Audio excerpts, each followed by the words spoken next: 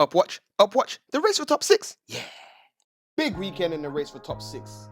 4 top 4 contenders faced off. Let's start with the Merseyside derby. The eyebrow versus the psycho. Ancelotti versus Klopp. Everton on fire, Liverpool coming off the back of a whooping.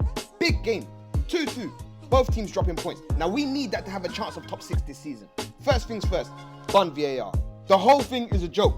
Now, onto the game. Why does Pickford have any ratings? How is he the Everton and England #1? This Deadington thought it was WWE and took out Virgil.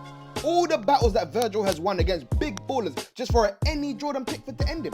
That's a sad way to go out. Then he goes and pulls off 2 worldy saves. What kind of bipolar goalkeeping is this? He is the sole reason that I am not afraid of Everton taking the top 6 spot this season. Can we get a moment of silence for Thiago? I don't care that he plays for the scum. I only ever fully appreciate the genius that is Thiago Alcantara. This is why he's my favourite player in the world. Poetry in motion, touch, passing, composure on a million. Do you see his passes? He's the best passer in this league and he doesn't even look. It's levels. Man tries to say he can't handle the Prem. Stupid people.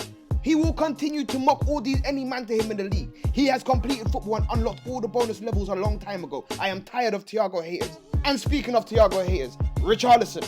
You make me sick for that challenge. How dare you try and violate greatness like so? It's disgraceful. Just like your finishing was dead in the game. But your boy Dominic, Calvert-Lewin was quality again. Calvert-Lewin, you know, he is a beast in the air. Hold up play is good. He's a real threat. He's actually developed a lot in this last year. He's a big boy header to stop the scum getting all 3 points. I also want to show some respect to Big Mo as well. Salah does not get his respect.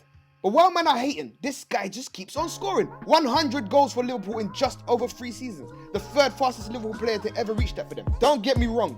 I hope he goes through an Egyptian desert level dry spell. But until he does, show him his respect. Thank you, please. Next up, I need to talk to Frank. It's ironic because he's the one with the problem. What do you work on in training, my guy?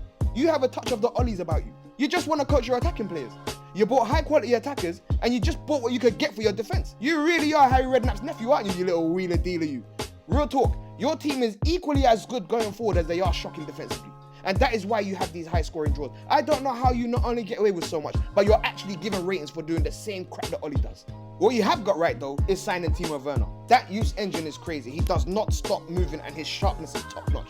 And the 2 goals were top shelf. Man mocked the first defender without even touching the ball and then just casually went past 3 defenders before putting it away for his first goal. Then just bloop, over the keeper for the second. What a pass from Jorginho as well. And just to show how good a teammate you are, you set up Havertz instead of getting your hat-trick. But this guy's a problem. But you know what else is a problem? The entire defense. Deadingtons. What are these man on?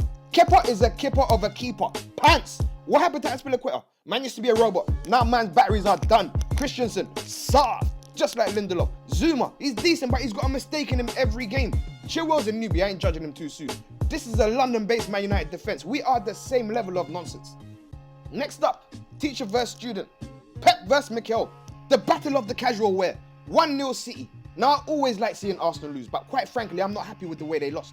Again, they played well defensively. They looked comfortable and organised, and not so often in this game, but they're dangerous when they're breaking. What is happening? Are Arsenal quietly becoming a bunch of somebodies again? Like, deep what I'm saying. Arsenal are clearly better than Man United and Chelsea defensively. Arsenal, defensively. They have upgraded that defense differently. The only Deadington left to get rid of is Bellerin. Gabriel has impressed me again and again so far. Tierney and Saka, together on that left side, is full of quality and tenacity. And now Partey is just going to come in and sit in front of this defense. They're a threat to the top 4 just on organisation this year. The game itself was some overly tactical mirror performance. It just looked like City versus City apprentices. It just felt like the longest game of FIFA. Just bare X button, no square. I don't enjoy watching City play unless they're playing against an aggressively attacking team. Otherwise, it's the same performance every week. Just robotic poetry. But they ain't as strong as they used to be. Now last but by no means least, the battle of the failed United managers. The Pagan versus the one that took us to 7th. Jose versus Moisey. What a crazy game.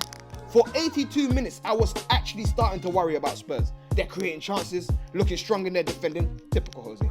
They have a strong bench, an experienced manager.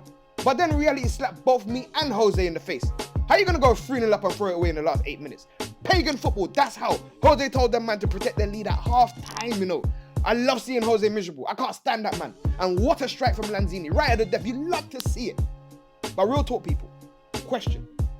Is Harry Kane on steroids? Because he was starting to look like the injuries had got to him and he was starting to decline. Now man's an assist king, scoring goals still, and he's making tackles in his own box. I have to give him his daps. Harry. Yeah, say no more, my brother. It's still early in the season, so what does this really all mean? Nothing. As shocking as the starters we've had, we're only 4 points off second with a game in hand. We play Chelsea next week, and instead of being shook, we have the chance to leapfrog them and still have a game in hand. Win that game and it changes the entire mood. It's clear that it's going to be another crazy season in the Premier League this year.